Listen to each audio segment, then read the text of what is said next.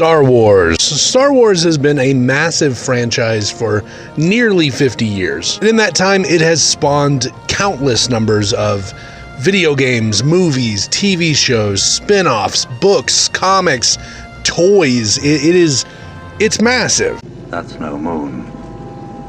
It's a space station. It's too big to be a space station.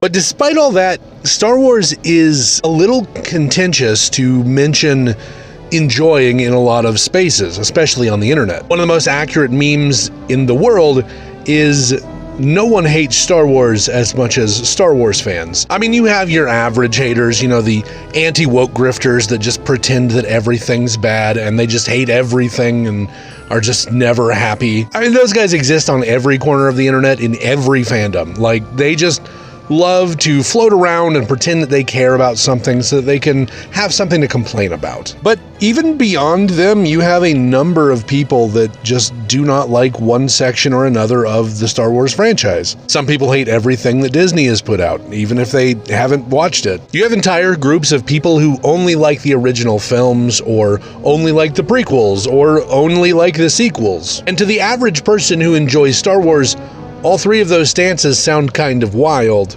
but like, it's a thing. For the record, I am of the mindset that the original three movies are the best ones. I think a lot of that has to do with the fact that they were the ones I watched when I was a child with my grandpa, but I do still enjoy the prequels. I think they're a fun, guilty pleasure, and I don't necessarily hate the sequels. I think the first one's pretty good. The second one's not my favorite, but it's got parts that I enjoy. I don't like episode 9. I'm gonna be honest. I'm not a big fan of episode 9, but that's not here or there. Beyond the movies, I've enjoyed quite a few of the books from the EU and from the current canon. I've got quite a few of the Marvel comics, the most recent ones, and some of the old ones. And I enjoy most of the TV shows, whether it's the animated ones or the live action ones. There are ones that I like more than others, but I haven't seen one that I just haven't enjoyed on some level. But for me personally, when I was growing up, the thing that was the most compelling, the part of Star Wars beyond the films that pulled me in more than anything, was the video games. Star Wars has had some of the most interesting and epic games, especially in the early 2000s, and there were a few in the 90s, and they've been on every single platform. You had PC games, you had console games. If you could think of a genre, there was probably a Star Wars game for it. There were first-person shooters, third-person shooters, you had side-scrolling action platformers, you had flight simulators, sort of. The game I want to talk about is interesting for a number of reasons. This game came out in the early 2000s on the Nintendo 64. The Nintendo 64, for those who are interested, was my first real console, the first game console that I really regularly played. We had a Sega Genesis when I was little, but I was so young that I just could never figure it out. N64, however, that came along in my, late childhood into my turning 10. These were the games that I played all the time. I had friends come over. This was my system, at least until the GameCube came out. The game I want to talk about today, you saw the thumbnail, you've read the title, Star Wars Podracer. This game was so epic in so many ways. I think in a lot of ways, this game is why I became an F-Zero fan, because this was my first real interaction with an arcade-style super high-speed racing game. And I mean, love or hate episode 1, you have to admit the pod race is one of the best parts of the film. If you liked the pod race, you will like this game. That is just as simple as I can make it. In Podracer, you have a number of play options. You can either play tournament mode, where you get a list of racers. Some of them are ones from the film, some of them are ones that are made up. You do a series of different courses. Every time, if you can pass in the top 4, you'll get to unlock the next course. Through this, you'll unlock more and more courses to play, as well as more racers and pods. You've also got free play, which is how you do, multiplayer. That's where you can do a lot of playing with your friends, just racing, which is the thing I did the most. When it was on the N64, this game was also really well known for a cheat code that you could use to use 2 N64 controllers to be the 2 separate throttles that controlled the 2 engines on your pod racer. That's something I didn't know about when I was a kid, but I would have absolutely, like, that would have blown my mind. I would have been playing in first person with both of those and just completely enveloped in the moment. It would have been just perfect. Now that I'm an adult, I have the technology to do that, but I don't currently own the game on the N64. Now, this code, as far as I'm aware, no longer exists on later platforms because the company Aspyr re-released the game on more modern consoles. I believe it's on the Xbox One, the PS4, and the Switch. For sure it's on the Switch, that's where I have it. Aspyr kind of made a name for itself in just doing remasters and ports of Star Wars games, especially the early 2000s ones that were just the best ones. They skipped a few that I would have personally liked for them to remaster, but at the moment they've done, the biggest hits, the ones that we really, really wanted to see. And I mean, this is a pretty good port. I believe this is even a remaster, so it looks, it still looks like old graphics, but it looks more like how my brain remembers it and less like what it actually looked like, which is fine. I think that's fun. A little bit of polish never hurts some of these older games. Fun fact, this game was built on the same engine that the LucasArts group back in the mid 90s into the early 2000s, the same engine they used to make Shadows of the Empire, another N64 game, one that I actually do own, which is an absolute classic. Yeah, I don't know what really happened. So a few months ago, May 4th rolled around, my buddy was coming over. We were going to make tacos and watch episode 4.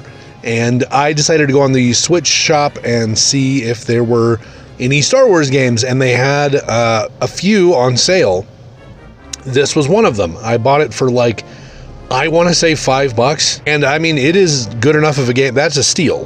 Frankly, that is a hell of a price for how fun this game is. I won't be using the score from this game because it's all the John Williams music from the Star Wars films, and that feels like something that will get my video striked, and I don't need that. I already don't make money from these. I definitely don't want to just lose whole chunks of a video. That said, the John Williams score works so well in this game. A lot of the music used, it really adds to the intensity and a lot of the epicness of these various courses. And the courses in this game are awesome. You have some on planets that like there are a few courses on Tatooine, obviously. That's where the race in the film is, so they weren't going to not do that one. A lot of these other ones are on planets they made up for this game. As an individual who enjoys Star Wars like TTRPGs, that's really cool to have some, new ideas, new worlds that you can pick from something as random as a pod racing game. And a lot of the courses are through just some of the most interesting locales that you don't really think about. One is racing through and around a prison planet. One is through a spice mine, but not the spice mine on Kessel. This is a separate planet that also mines spice. So that's sweet. Throughout the game, there's a number of things you have to keep an eye on. First off, the extremely high speeds are going to mean that any little adjustment you make can make or break your race. You make a slight adjustment just too much to the left or the right, you're going to end up damaging one of your engines, and there's a good chance you might crash. In the corner on your HUD, you're going to see a little chart with your engines that will show you the front, middle, and back on each one where they're getting damaged when you hit things or crash through things. It's important to keep an eye on that because while racing, you have the option to do mid-race repairs, just like you see in the movie. The downside there is that while you're repairing, you are going to lose speed. So you can risk it, but you don't, there's a really good risk and reward system in this game because of that. The other element that really goes to the risk and reward is there's a boost. There's a small meter down next to where it's showing you how fast you're going.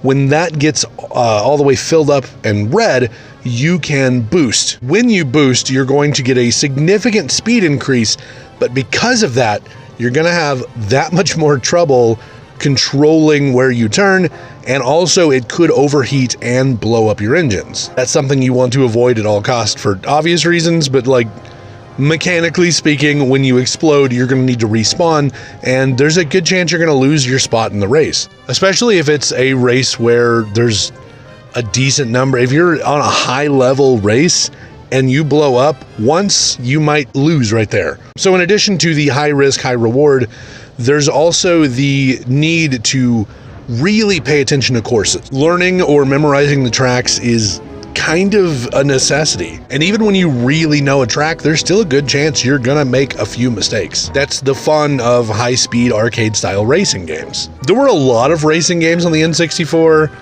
There was one where everyone was a Volkswagen Beetle for some reason, but this one was easily the most fun. Not just because it was in such a wonderfully recognizable IP like Star Wars, but also just the immense fun of this one. Another thing to keep in mind if you're going through tournament mode to unlock everything, you do have the shop and the junkyard. Now these are both owned by Watto, and in them there are a number of parts that can improve your various stats on your pod. When you're flipping through the racers, you'll see each one's strengths and weaknesses, so you can choose the racer that you want, and if you have the money from winning races, you can customize your pod to really fit how you want to play. Now the big caveat there is obviously you want to win. You got to win to make the money to buy the parts. So I mean, that is a thing. That said, for the most part, as long as you know what you're doing, you can really beat this game, get everything unlocked, and have a lot of fun playing with your friends. Yeah, I highly recommend this game if it's not obvious.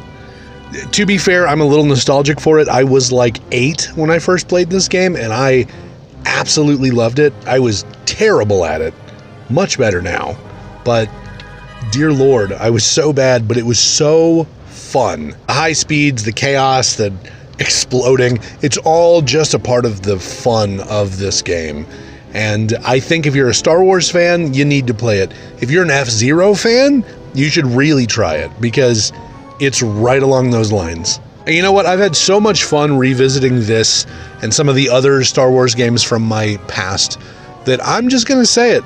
I am a Star Wars fan. I like Star Wars. In fact, I'm going to take this drain pipe lightsaber that I made like 7 years ago and hang it right here on my wall so that everyone can see. A, because I mean it's pretty cool and I made this and I like it a lot. But B, you know, it might be hard these days to admit liking Star Wars because of the weird number of people that will just bite each other's heads off. But I, for one, am here to say that it's okay to like Star Wars and be fucking positive about it. But yeah, I love this game.